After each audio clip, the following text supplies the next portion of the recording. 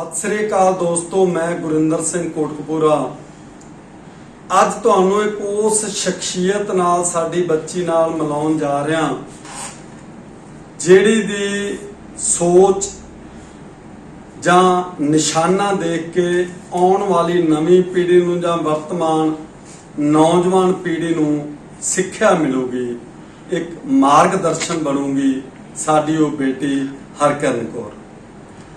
ये बेटी छोटे ਹੁੰਦਿਆਂ तो ही ਇਹਦੀ बड़ी लालसा सी कि मैं बहुत ਵੱਡਾ अफसर बनना है।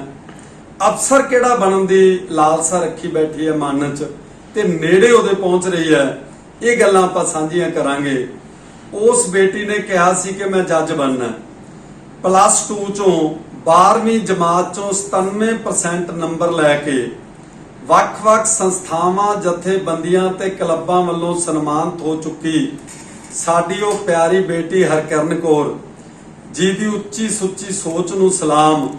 ਉਹਨੇ ਹੁਣ ਬਾਬਾ ਫਰੀਦ ਲਾ ਕਾਲਜ 'ਚ ਦਾਖਲਾ ਲੈ ਲਿਆ, ਜਿੱਥੇ ਪਹਿਲਾਂ BA ਦੀ ਪੜ੍ਹਾਈ ਕਰੂ, ਫਿਰ LLB ਦੀ, ਤੇ ਕਹਿੰਦੀ ਮੇਰਾ ਨਿਸ਼ਚੈ ਹੈ ਕਿ ਮੈਂ ਜੱਜ ਬਣਨਾ ਹੀ ਬਣਨਾ। इस लड़की ने बहुत मुश्किलों, समस्यावां, चुनौतियां ते परेशानियां दा सामना किया। ये बेटी दसदी है कि मेरे पिता जी अज तो 5 साल पहला मैनू सदीवी विछोड़ा दे गए सी। मेरी मां ने माता ते पिता दोनों का रोल निभाया। ये 2 भैणां ने, एक भरा है, 3 बच्चों नूं पढ़ाया। इन्हां दे माता जी भी नाल है, आपां उन्हां नाल भी गलबात करांगे। ਤੇ ਜਿਹੜੀਆਂ ਸੰਸਥਾਵਾਂ ਜਥੇਬੰਦੀਆਂ ਵੱਲੋਂ ਸਕੂਲਾਂ 'ਚ ਪੜ੍ਹਦੇ, ਸਰਕਾਰੀ ਸਕੂਲਾਂ 'ਚ ਪੜ੍ਹਦੇ ਬੱਚਿਆਂ ਨੂੰ ਉਤਸ਼ਾਹਿਤ ਕੀਤਾ ਜਾਂਦਾ ਹੈ, ਉਹੋ ਜਿਹੀਆਂ ਸੰਸਥਾਵਾਂ ਦੇ ਸੰਚਾਲਕ ਵੀ ਸਾਡੇ ਨਾਲ ਨੇ। ਆਪਾਂ ਉਹਨਾਂ ਨਾਲ ਵੀ ਗੱਲਬਾਤ ਕਰਾਂਗੇ। ਪਹਿਲਾਂ ਆਪਾਂ ਚੱਲਦੇ ਹਾਂ ਸਾਡੀ ਉਸ ਪਿਆਰੀ ਬੱਚੀ ਹਰਕਰਨ ਕੌਰ। ਸਤਿ ਸ੍ਰੀ ਅਕਾਲ ਬੇਟੇ। ਬੇਟੇ ਤੁਸੀਂ ਨਾ ਇਹ ਦੱਸੋ ਬਈ ਜੱਜ ਬਣਨ ਦਾ ਤੁਸੀਂ ਸੁਪਨਾ ਲਿਆ, ਇਹ ਵਿਚਾਰ ਤੁਹਾਡੇ ਮਨ 'ਚ ਕਿਵੇਂ ਆਇਆ ਤੇ ਤੁਸੀਂ ਕਿਵੇਂ ਟੀਚਾ ਪੂਰਾ ਕਰੋਗੇ? सत श्री अकाल। मैं एक जज बन के अपने देश की सेवा करना चाहती हाँ। मैं सोचा भी सारे अज असीं देखते हैं कि वड्डी कुड़ियां बहुत अफसर बन रही, अगे वध रही, तो मैं छोटी होंदी तो ही सोचा भी मैं भी अपने घरदियां दा नाम रोशन करना है। इसलिए मैं जज बन के अपने घर परिवार ते उन्हां सारियां दा सुपना पूरा करना है जो मैनूं अगे वधदे देखना चाहते हैं। नहीं बेटे, अड़के किन्ने आउणगे तुहानूं, इहदे विच परेशानियां किन्नियां आउणियां ने, ਉਹਦੇ बारे भी जिक्र करो ना। सर जिवें रोटी जे साडे सामने पई होवे तां ਉਹਨੂੰ भी तोड़ना पैंदा, मेहनत करनी पैंदी है। उसी तरह प्रॉब्लम तां आउणगीਆਂ, हर राह च आंदियां ने। ਜਦੋਂ ਆਪਾਂ ਇੱਕ ਸਾਦੀ ਜ਼ਿੰਦਗੀ ਜਿਉਂਦੇ ਆ ਉਹਦੇ 'ਚ ਵੀ ਪ੍ਰੋਬਲਮਸ ਤਾਂ ਆਉਂਦੀਆਂ ਨੇ। ਜੇ ਮੇਰੇ ਇਸ ਰਾਹ 'ਚ ਪ੍ਰੋਬਲਮਸ ਆਉਣਗੀਆਂ ਤਾਂ ਮੈਂ ਉਹਨੂੰ ਫੇਸ ਕਰਾਂਗੀ। ਫਿਰ ਉਸ ਤੋਂ ਬਾਅਦ ਵਾਲੀ ਜ਼ਿੰਦਗੀ ਤਾਂ ਬਹੁਤ ਸੌਖੀ ਹੋਊਗੀ ਨਾ। थोड़ा टाइम जरूर कंडियां दे राह तुरना पऊगा, बाद च तां फुल्लां दी सेज ही है ना। इसलिए मैं इन्हां समस्यावां दा सामना करके अगे जरूर वधांगी ते अपने माँ बाप दा सुपना पूरा करांगी। बेटे जज बन के की करोगे? सर आपां देखदे हां भी इंसाफ, अज इंसाफ दे नां ते की हो रहा है। मेरा बहुत मन दुख हुंदा है कदे इह न्यूज़ सुनदे आ भी इंसाफ लई लोकी किन्ना भटकदे आ। मैं इहो जी जज बनांगी कि लोग कहण भी हाँ वो इंसाफ करना है। बहुत ज्यादा सिस्टम करप्ट हो चुका है। हाँ जिथे थोड़ी बुराई भी है तो उत्थे अच्छाई भी है। मैं सारा समाज मैं चाहनी हूं भी मैं चेंज करा। मैं सोचती हूं जो कोई फैसला आउंदा भी इन्ना टाइम जो निर्भया कांड होया सी तो उहदा फैसला किन्ने साल बाद होया। मैं आपदे फ्रेंड सर्कल च भी गल कीती भी आपां किस सिस्टम च रह रहे हैं, इन्ने टाइम बाद इंसाफ इस इंसाफ जो जे मैं जज होंगी इस टाइम मैं ओदी एक्शन लैंदी। जो मैं फैसला करूंगी तो मैं जे सही बंदे का फैसला लैने मैं कदे कोई देर नहीं करांगी। समस्या का सामना करके मैं जज जरूर बनांगी। बेटे नर्सरी तो लैके +2 तक पढ़ाई दौरान तुहानूं की मुश्किल आईयां? सर पहला जो मैं छोटी होंदी सी मैनूं पढ़ाई च इंटरस्ट नहीं सी। मेरे पहला मार्क्स बहुत घट आते सी। ਜਦੋਂ मैं डॉक्टर चंदा सिंह बरवास सरकारी कन्या स्कूल च एडमिशन लई उस तो बाद मैनूं पता लग्या भी पढ़ाई आपां किवें पढ़ना गा, दूजियां तो अगे वधना। इस तरह मैं 6वीं तो 10th तक मेरे विचकार बहुत चेंज आए, मेरे मार्क्स बहुत इंप्रूव होए। इस तरह 11वीं 12वीं च मैनूं होर ज़्यादा मोटिवेशन मिली, मेरे मार्क्स होर ज़्यादा इंप्रूव होए। +2 च फिर ट्यूशन, पहला मैं ट्यूशन नहीं रखी सी, +2 च ट्यूशन रखनी पई। मैं सुबह स्कूल जाण तो पहला ट्यूशन जाती सी, स्कूल होने तो खत्म होने तो बाद मेरी ट्यूशन होंदी सी। फिर रात नूं पढ़ना और रात तक देर तक पढ़ना, सगों मम्मा कहते सी तू तो पागल हो जाएगी, सानू भी तू तो, मेरी नानी तक ते टेंशन पई रहिंदी सी क्योंकि साडे पहला किसी ने देखिया नहीं सी कि बच्चा पढ़दा है। मेरी नानी ने भी फूड करना भी तू किताबां रखतियां जे नहीं। हाँ, ये ਜਿਹੜੀ ਇੱਕ ਟਾਰਗੇਟ ਰੱਖਿਆ ਸੀ ਸਾਡੇ ਪ੍ਰਿੰਸੀਪਲ ਸਰ ਨੇ, ਕਿਹਾ ਸੀ ਤੁਸੀਂ ਇੱਕ ਨਿਸ਼ਾਨਾ ਮਿੱਟੋ ਵੀ ਤੁਸੀਂ ਕਿੰਨੇ % ਨੰਬਰ ਲੈਣਾ ਚਾਹੁੰਦੇ ਆ। ਮੈਂ ਆਪਦੀ ਕੰਧ ਜਿੱਥੇ ਮੈਂ ਪੜ੍ਹਦੀ ਹੁੰਦੀ ਸੀ ਮੈਂ 90% ਅਬਵ 90% ਦਾ ਗੋਲ ਰੱਖਿਆ ਸੀ ਤੇ ਹੁਣ ਮੇਰੇ 97% ਆਏ ਆ। ਪੜ੍ਹਨਾ ਪਿਆ ਕਿਉਂਕਿ ਜੇ ਰਾਤਾਂ ਨੂੰ ਇੱਕ ਦਿਨ ਦੀ ਗੱਲ ਹੈ ਵੀ ਮੈਂ ਪੜ੍ਹ ਰਹੀ ਸੀਗੀ, ਉਹ ਕਿਤਾਬ ਖੁੱਲੀ ਆਈ ਰਾਤ ਨੂੰ 12-1 ਵੱਜ ਕੇ ਮੈਂ ਉਵੇਂ ਪਈ ਰਹੀ। ਜਦੋਂ ਮੈਂ ਉੱਠਿਆ ਫਿਰ ਮੈਂ ਕਿਤਾਬ ਸੌਂ ਹੀ ਗਈ ਪੜ੍ਹਦੀ ਫਿਰ ਉੱਠੀ। ਇਸ ਤਰ੍ਹਾਂ ਪੜ੍ਹਨਾ ਤਾਂ ਪਿਆ ਤੇ ਮੈਂ ਅੱਗੇ ਹੁਣ ਕੋਸ਼ਿਸ਼ ਕਰਾਂਗੀ ਇਦੋਂ ਵੀ ਜ਼ਿਆਦਾ ਮਿਹਨਤ ਕਰਕੇ ਆਪਣਾ ਸੁਪਨਾ ਪੂਰਾ ਕਰਾਂ।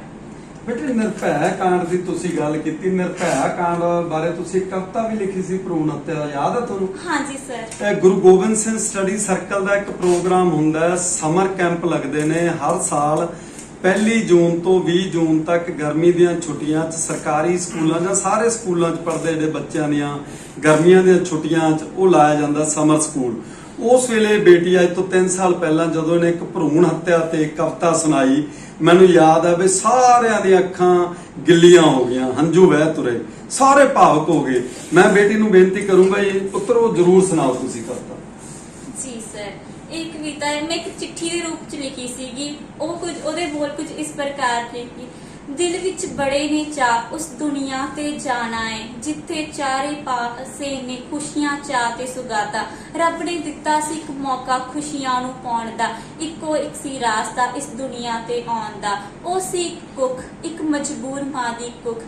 ਜਦੋਂ मैं अपनी मां दी कुख विच प्रवेश कीता ਤਾਂ ਮੈਨੂੰ बहुत खुशी होई कि मैं एक धी हाँ, मैं अपने एक बाबुल दी पग हाँ। पर मेरा सारा मान टुट गया ਜਦੋਂ मैं सुनिया कि मेरे घर दे अल्ट्रासाउंड कराउणा चाहुंदे हन, ਉਹ पता करना चाहुंदे हन कि मैं कुड़ी हाँ ਜਾਂ मुंडा। ਪਹਿਲਾਂ ਮੈਨੂੰ ਲੱਗਾ ਸੀ ਰਸਤਾ ਬਹੁਤ ਸਾਫ਼ ਹੈ, ਸਫ਼ਰ 9 ਮਹੀਨੇ ਦਾ ਸੀ, ਪਰ ਬਾਅਦ ਵਿੱਚ ਪਤਾ ਲੱਗਾ ਇਹ ਰਸਤਾ ਤਾਂ ਕੰਡਿਆਂ ਨਾਲ ਭਰਿਆ ਹੋਇਆ ਹੈ। ਮੇਰੀ ਮਾਂ ਨੇ ਬਹੁਤ ਮੇਰੇ ਘਰਦਿਆਂ ਨੂੰ ਰੋਕਿਆ ਕਿ ਉਹ ਇਹ ਪਾਪ ਨਾ ਕਰਨ, ਪਰ ਨਹੀਂ, ਮੇਰੇ ਘਰਦਿਆਂ ਨੇ ਅਲਟਰਾਸਾਊਂਡ ਕਰਾ ਲਈ।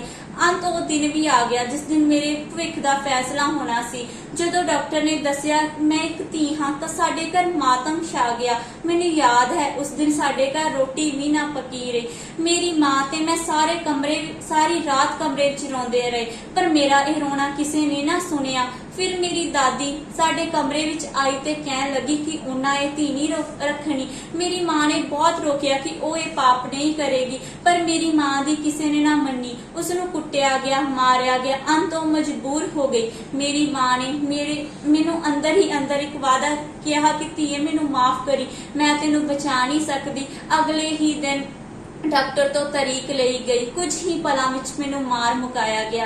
ਹੈਰਾਨੀ ਦੀ ਗੱਲ ਹੈ ਮੇਰੇ ਨੂੰ ਮਾਰਨ ਵਾਲੀ ਵੀ ਇੱਕ ਧੀ ਸੀ। ਉਸ ਧੀ ਨੇ ਇਸ ਧੀ ਬਾਰੇ ਜਰਾ ਨਾ ਸੋਚਿਆ। ਮੈਨੂੰ ਮਾਰ ਕੇ ਕੂੜੇਦਾਨ ਵਿੱਚ ਸੁੱਟ ਦਿੱਤਾ ਗਿਆ, ਜਿੱਥੇ ਉਹ ਮੈਨੂੰ ਕੁੱਤਿਆਂ ਨੇ ਨੋਚ ਕੇ ਖਾਧਾ ਤੇ ਮੇਰੇ ਘਰਦਿਆਂ ਨੇ ਕਿਹਾ ਚਲੋ ਜੱਬ ਮੁੱਕਿਆ। ਕੀ ਗਲਤੀ ਸੀ ਮੇਰੀ? ਇਸ ਵਿੱਚ ਗਲਤੀ ਕੀਤੀ ਸੀ ਮੇਰੀ ਮਾਂ ਦੀ, ਮੇਰੀ ਦਾਦੀ ਦੀ, ਪਰ ਨਹੀਂ, ਇਸ ਵਿੱਚ ਗਲਤੀ ਉਹਨਾਂ ਦੀ ਹੀ ਕੇਵਲ ਨਹੀਂ ਸੀ, ਗਲਤ ਸਾਡਾ ਸਾਰਾ ਸਮਾਜ ਹੈ। ਆਖਿਰ ਸਾਨੂੰ ਕਿਉਂ ਮਾਰਿਆ ਜਾਂਦਾ ਹੈ? ਦਾਜ ਦੇਣਾ ਪਊ ਇਸ ਕਰਕੇ, ਜਾਂ ਪੱਗ ਨਾ ਰੋਲ ਦਈਏ ਇਸ ਕਰਕੇ ਕਿ ਕੁਝ ਕੁੜੀਆਂ ਦੀ ਗਲਤੀ ਦੀ ਸਜ਼ਾ ਸਾਨੂੰ ਸਾਰਿਆਂ ਨੂੰ ਦਿੱਤੀ ਜਾਵੇਗੀ।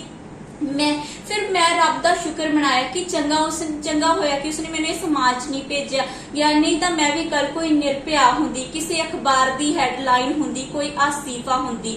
ਮੈਂ ਇਸ ਸਮਾਜ ਵਿੱਚ ਆਉਣਾ ਚਾਹੁੰਦੀ ਹਾਂ, ਆਉਂਗੀ, ਪਰ ਜਦੋਂ ਇਹ ਸਮਾਜ ਬਦਲ ਗਿਆ, ਜਦੋਂ ਧੀ ਨੂੰ ਸੱਚਮੁੱਚ ਦੇਵੀ ਦਾ ਰੂਪ ਮੰਨਿਆ ਗਿਆ, ਮੈਂ ਮਾਤਾ ਗੁਜਰੀ ਹਾਂ, ਮੈਂ ਮਾਈ ਭਾਗੋ ਹਾਂ ਜੋ ਜੱਗ ਵਿੱਚ ਲੜਦੇ ਹਾਂ, ਮੈਂ ਇਸ ਸਮਾਜ ਵਿੱਚ ਆਵਾਂਗੀ। ਇਸ ਲਈ ਸਮਾਜ ਨੂੰ ਬਦਲਣਾ ਪਵੇਗਾ। ਹੁਣ ਸਾਰੇ ਕਹਿਣਗੇ ਸਮਾਜ ਬਦਲੇ, ਸਮਾਜ ਕੌਣ ਬਦਲੂਗਾ? ਸਮਾਜ ਸਾਨੂੰ ਬਦਲਣਾ ਪਊਗਾ। ਸਮਾਜ ਬਦਲਣ ਲਈ ਸਾਨੂੰ ਆਪਣੀ ਸੋਚ ਬਦਲਣੀ ਪਊਗੀ। ਧੀਆਂ ਨੂੰ ਪੈਰ ਦੀ ਜੁੱਤੀ ਨਹੀਂ ਸਿਰ ਦਾ ਤਾਜ ਸਮਝਣਾ ਪਵੇਗਾ। ਜਿਹੜੇ ਧੀਆਂ ਨੂੰ ਪੈਰ ਦੀ ਜੁੱਤੀ ਕਹਿੰਦੇ ਆ ਉਹ ਜਰਾ ਸੋਚਣ, ਜੇ ਜੁੱਤੀ ਨਾ ਹੋਵੇ ਤੇ ਸਾਡੇ ਪੈਰਾਂ ਦਾ ਕੀ ਹਾਲ ਹੋਵੇ।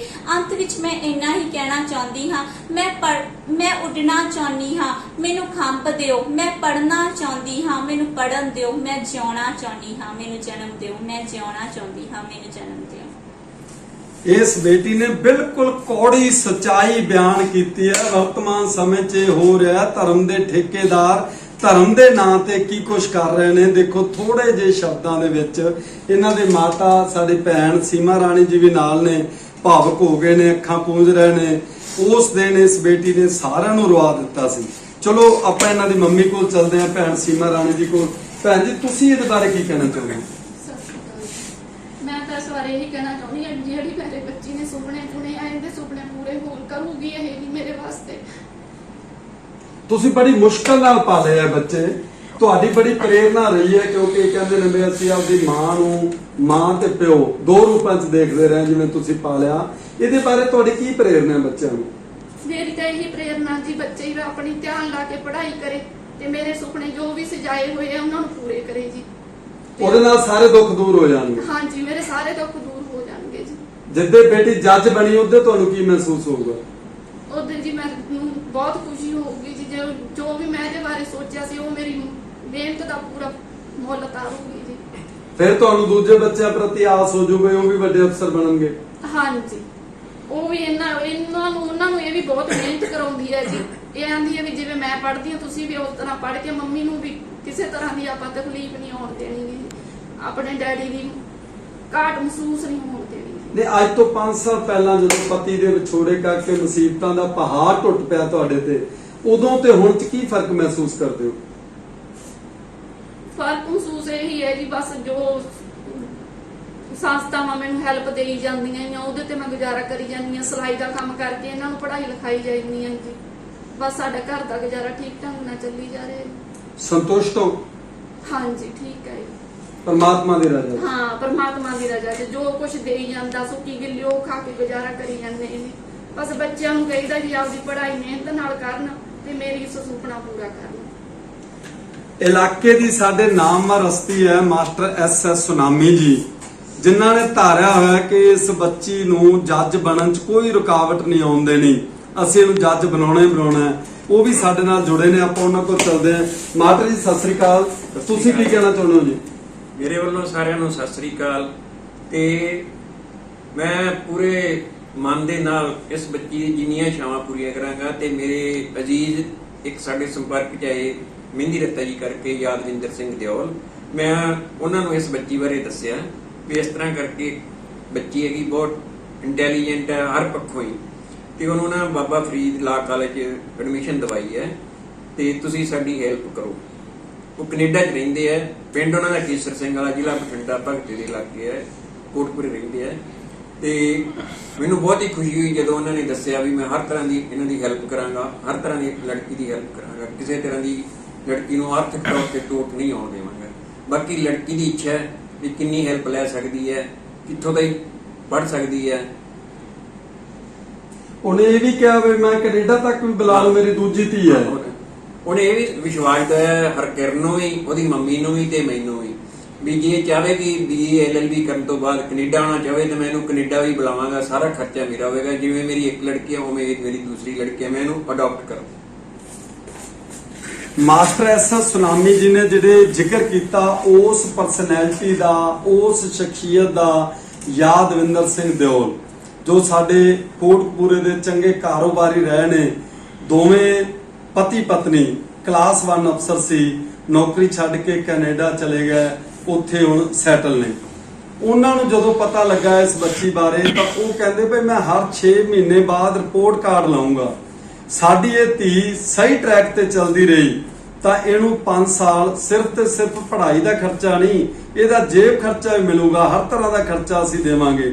ਉਸ ਤੋਂ ਬਾਅਦ ਇਹ ਕੈਨੇਡਾ ਆਉਣਾ ਚਾਹੁੰਦੀ ਹੈ, ਉੱਥੇ ਵੀ ਸੰਭਾਲਾਂਗੇ।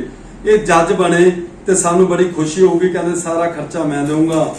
ਸਾਡੇ ਸਟੂਡੀਓ 'ਚ ਆਏ ਮਾਸਟਰ SS ਸੁਨਾਮੀ ਜੀ, ਭੈਣ ਸੀਮਾ ਰਾਣੀ ਜੀ, ਬੇਟੀ ਹਰਕਿਰਨ ਕੌਰ ਜੀ, ਤੁਹਾਡਾ ਸਾਰਿਆਂ ਦਾ ਧੰਨਵਾਦ। ਤੁਹਾਡਾ ਵੀ ਦੋਸਤੋ ਸਾਰਿਆਂ ਦਾ ਧੰਨਵਾਦ। ਇਸ ਤੋਂ ਬਾਅਦ ਫਿਰ ਮਿਲਾਂਗੇ ਕਿਸੇ ਹੋਰ ਅਚੀਵਮੈਂਟ ਨਾਲ। ਸਤਿ ਸ੍ਰੀ ਅਕਾਲ। ਪੰਜਾਬ ਦਰਪਣ ਨਿਊਜ਼ ਲਈ ਕੋਟਕਪੂਰਾ ਤੋਂ ਅਰਸ਼ਦੀਪ ਸਿੰਘ ਅਰਸ਼ੀ ਦੀ ਵਿਸ਼ੇਸ਼ ਰਿਪੋਰਟ।